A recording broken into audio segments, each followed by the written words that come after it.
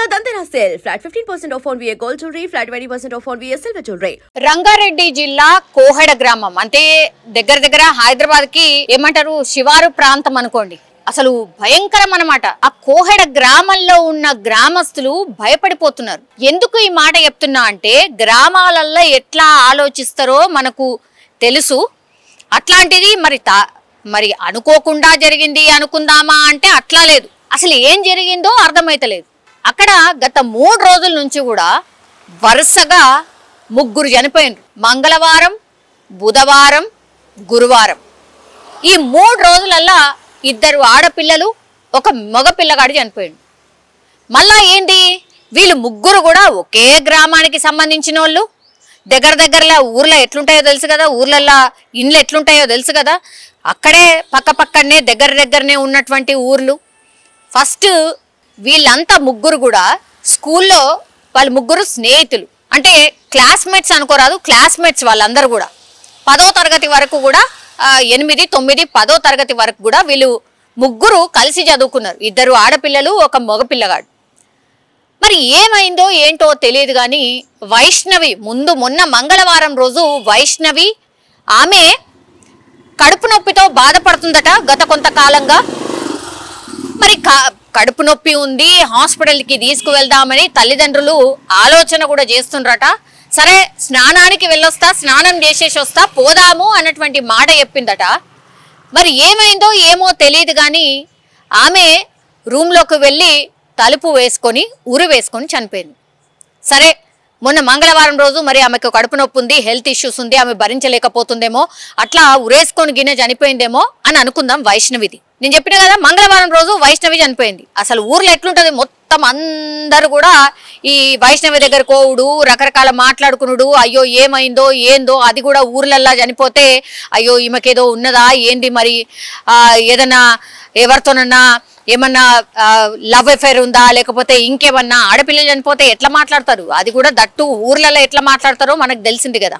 So స్నానం చేస్తానని చెప్పినటువంటి వైష్ణవి బెడ్రూమ్లోకి వెళ్ళి తాళం వేసుకొని ఏంది ఇంకా వస్తలేదు ఏంది అని తల్లిదండ్రులు వెళ్ళి తలుపు కొడితే ఎంతకు తీస్తలేదు. తీరా చూస్తే తలుపులు బద్దలు కొట్టి చూసేసరికి ఫ్యాన్కి ఉరేసుకొని చనిపోయింది. ఇది మొదటి సంఘటన, మొదటి షాక్ కోహెడ గ్రామానికి సంబంధించిన ప్రజలకు.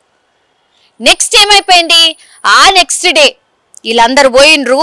అక్కడ మొత్తం అంతా వైష్ణవికి సంబంధించి అసలు ఏముంటది ఏంది అని చర్చలు నడుస్తాయి. ఓ వారం 10 రోజుల పాటు అదే నడుస్తుంది ఇక ఊర్లలో. ఆ నెక్స్ట్ డే ఏమైపోయింది, ఇంకో వైష్ణవికి సంబంధించిన క్లాస్మేటే, ఆయన పేరు వచ్చేసి రాకేష్. మరి ఆయనకు 21 సంవత్సరాలట. మరి క్లాస్మేట్ అని అంటున్నారు. కొన్ని సార్లు ఊర్లలో ఏజ్ అటు ఇటు ఉన్నా సరే సేమ్ క్లాస్లో చదివే అవకాశం ఉంటుంది కాబట్టి ఈ పిల్లగాడు కూడా ఈ వైష్ణవి క్లాస్మేటే. ఈమె మంగళవారం చనిపోతే బుధవారం రాత్రి 10:30 ప్రాంతంలో అక్కడనే వాళ్ళ ఇంటి పక్కనే ఒక షట్టర్ ఉంటుందట. ఆ షట్టర్లో పండుకుంటాను అని చెప్పి వాళ్ళ అమ్మకి చెప్పి ఆ బెడ్షీట్ తీసుకొని ఆ షట్టర్ లోపల పడుకోవడానికి పోయిండట. ఏముంటుంది పెద్దగా, ఏం చర్చ నడవలేదు, ఏమీ నడవలేదు, అసలు ఏమీ చెప్పలేదట రాకేష్ కూడా. మరి ఏమైందో ఏందో తెలీదు. పొద్దున తల్లి బయటకు వచ్చి చూసేసరికి లేపుదామని, ఊర్లలో కొంచెం తొందరగా లేస్తారు కదా, రాకేష్ని లేపడానికని తల్లి 5 గంటల ఆ ప్రాంతాల్లో ఆ షట్టర్ దగ్గరికి వెళ్ళి చూసేసరికి ఫ్యాన్కి ఊరేసుకొని చనిపోయిండు రాకేష్. ఇది ఎట్లుంటుంది, ఇది రెండోది. మంగళవారం ఒకటైంది, బుధవారం రాత్రి వచ్చే వరకల్లా ఇంకొకటైంది. అసలు ఏమైంది, 2 సేమ్ అదే అట్లనే ఉరి వేసుకొని చనిపోయినరు. అసలు ఏమై ఉంటుంది అనేది పెద్ద చర్చ. ఇక కోహెడ గ్రామం అంతా గొల్లు అయింది అనుకోవచ్చు. ఇక మొత్తం అంతా చర్చలు నడుస్తున్నాయి. అసలు ఏంది ఇది, ఏమైతుంది, మరి ఎవరైనా చేతబడి చేసినా, ఇంకేమైనా చేసినా, నరదృష్టి పడినా, ఇట్లాంటివన్నీ కూడా బయలుదేరినాయి. ఒక ఆడపిల్ల చనిపోయింది, 1 మగ పిల్లగాడు చనిపోయింది. ఇదంతా నడుస్తున్నటువంటి టైంలోనే ఆ నెక్స్ట్ డే అంటే గురువారం సేమ్ కోహెడ గ్రామానికి సంబంధించిన వ్యక్తే. ఆమె పేరు వచ్చేసి శ్రీజ. ఈమె కూడా ఏమీ అనలేదు, ఏమీ కూడా మాట్లాడలేదు. వాళ్ళ అంటే ఈ అమ్మాయి శ్రీజ వాళ్ళ అమ్మాయికి సంబంధించి వాళ్ళ చెల్లెకి కొంచెం హ్యాండిక్యాప్డ్ ఉంటుందట.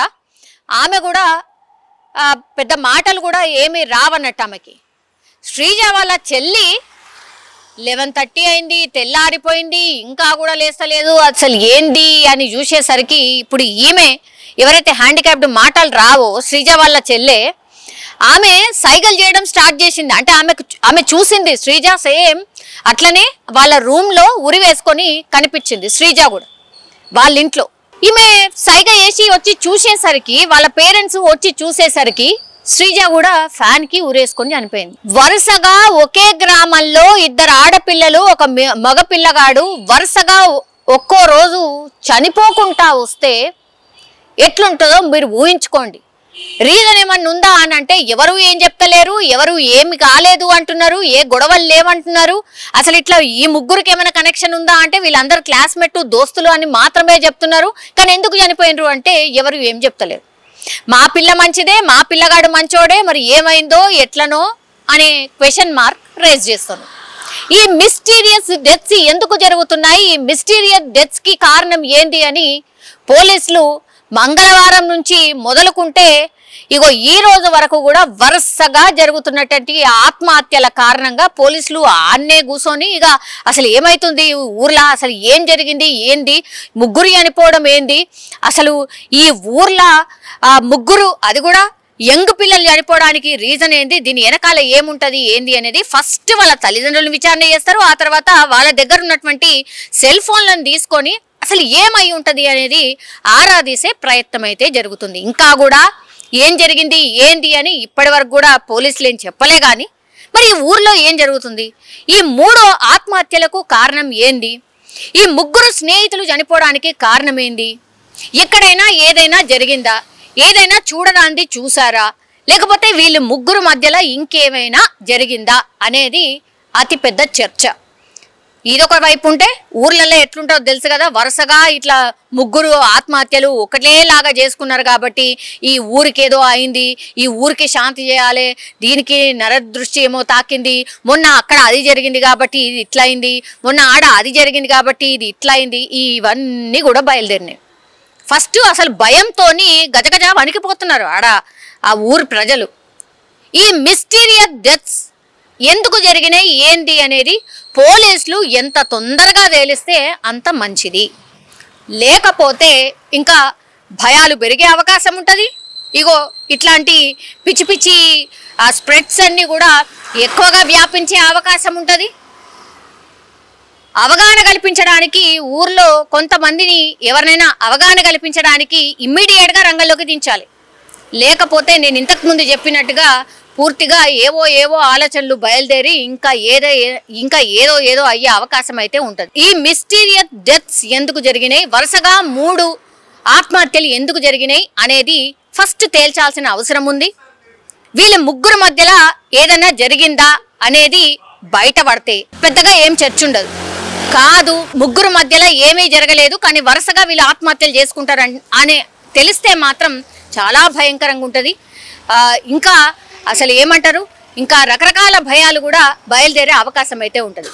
సో ఎంత తొందరగా పోలీసులు ఈ కేసుని ఛేదిస్తే అంత మంచిది అని చాలా మంది ఆ గ్రామస్తులు అయితే ప్రస్తుతం కోరుతున్న సిచ్యువేషన్ అయితే కనిపిస్తోంది.